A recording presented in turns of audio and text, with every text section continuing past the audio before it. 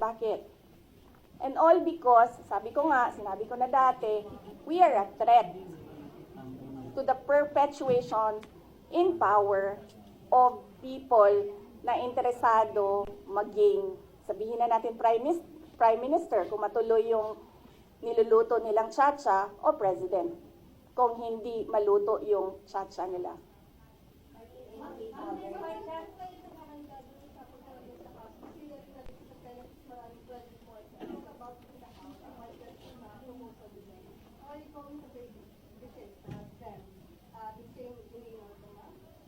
Depende ma'am sa tanong nila.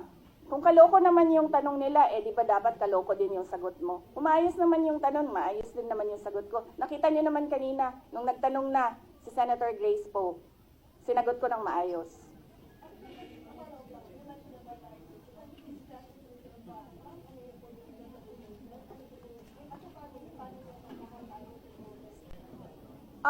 Sa amin po kasi, we put lines. Hindi po kami nagkikriss-cross ng problema namin. Tulad po ng sinabi ko sa amin mag-asawa, kung issue niya yon, ang drug smuggling, siya lang ang magsasalita, siya ang mag-aasikaso. Yung issue ko sa confidential funds na tinitira, sa COA na hinahabol, sa impeachment na pinag-uusapan, sa akin din yon. Ganun din kami ni Pangulong Duterte. We have different set of lawyers for ICC. So iba yung nagtatrabaho para sa kanya, iba yung kinukonsulta ko para sa akin. Hindi. Hindi. I'm not at all bothered. I am bothered na gusto nila i-frustrate ang pinili ng mga tao na maging Vice President, all because of power and politics. Pero kung ako lang, ulitin ko lang ha, unang-una, hindi ko gusto tumakbong president. Di ba nga, kaya nung tinanong ako ng magkapatid na Marcos, ni BBM at ni Senator Amy, kung tatakbo ako, diretso ko sinabi, January of 2021, sabi ko sa inyong lahat, hindi ako tatakbong Pangulo. Totoo yun. Tapos, hindi ako tatakbong Vice President. Kasi hindi naman napag-usapan yon before the deadline of filing of candidacy. Hindi napag-usapan ang pagiging Vice Presidente. Kaya tumakbo akong mayor. Kasi ano bang pangarap ko sa buhay? Maka 3 consecutive terms na mayor ng Davao City. Yun yung pangarap ko. Tapos, pagkatapos ng filing of candidacy, lumapit na sa akin yung magkapatid na Marcos. Sabi nila, hindi kami mananalo kung hindi mo tutulungan kami sa Mindanao at sa Visayas.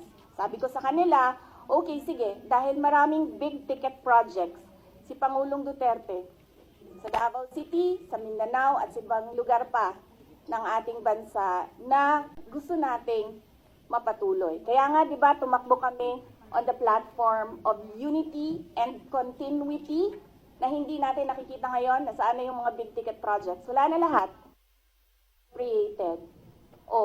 So, pagpaalisin nila ako dito or impeach nila ako, hindi kawalan sa akin ang posisyon na Vice President. In the first place, hindi ko naman gusto tumakbong Presidente. Hindi ko gusto tumakbong Vice President. Tumakbo lang ako dahil kailangan mapatuloy yung development projects sa Mindanao, sa Visayas, at sa Luzon.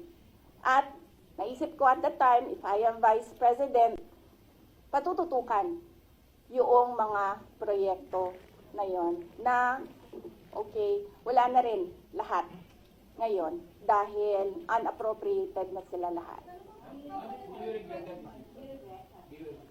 Of course not. I do not regret running for Vice President kasi imagine ninyo kung ako mayor ngayon at hinahabol-habol nila ako dahil alam nilang pwedeng tumakbo ito sa 2028. Diba? Diba? So, bakit ko nire-regret yan? Hahabulin nila ako. Alam nyo, kahit matanggal nila ako as Vice President, hahabulin nila ako until the day na maupo sila sa 2028. Ano? Ngayon na. Alam, mahirap sagutin ang 2028 kasi imagine niyo, pagbaba ko dito, nahulog ako doon sa hagdanan. 'Di ba? Namatay ako bukas. Sayang yung paghahanda ko. Sayang yung paghahanda ko dahil ang layo ng 2028. Dapat magplano for 2028 sa 2027 at fourth quarter ng 2026. Wala akong planong ganyan. Yes, ma'am. Wala naman kaming, ano ba sinabi nila, huwag kami matakot. Hindi kami takot. Hindi kami takot. Sumasagot lang kami sa kanilang mga atake sa amin.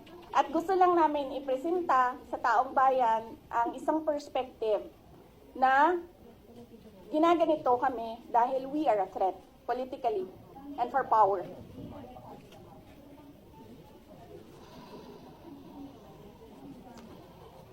Do I regret helping? Do you want to answer that question? Or alam mo ba ang sagot? Senator Amy? Senator Amy Marcos? Magkaibigan naman kami.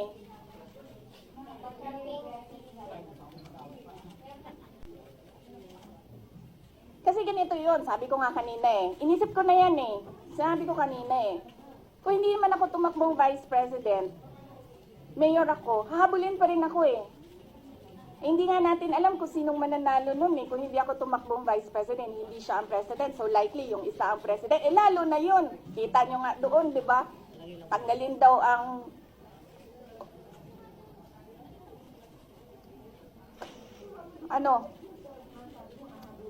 how would I protect myself? I hire lawyers, ma'am. Yan na lang naman kasi talaga ang magawa ko. Pero kung makikita nyo, hindi na talaga sila sumusunod sa batas, sa harassment nila. So, tatanggapin kung ano yung darating. Kaya sara-sara.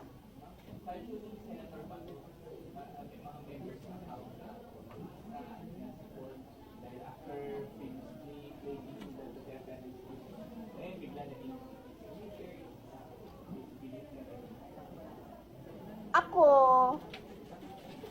lumaki ako sa politics.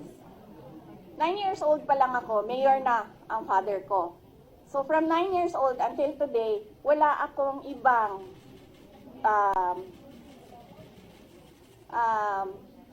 ano ba tawag dyan? Wala akong ibang universe, kundi pag-aaral, nung ako'y nag-aaral pa, and politika, nung natapos na ako nag-aral. Wala akong problema maghiwalay tayo sa politika. Diba? Kasi hindi naman talaga natin ma-define kung saan tayo bukas sa politics. Kasi eleksyon ng ang ating mga public officials dito may eleksyon hindi natin alam kung saan tayo papupunta bukas. Wala akong problema. Maghiwalay tayo lahat, dyan kayo lahat, dito ako mag-isa. Ang hindi ko nagugustuhan ay yung pambabastos. Yun. Pwede naman tayo maghiwalay sa politika Huwag lang maging bastos. Thank you.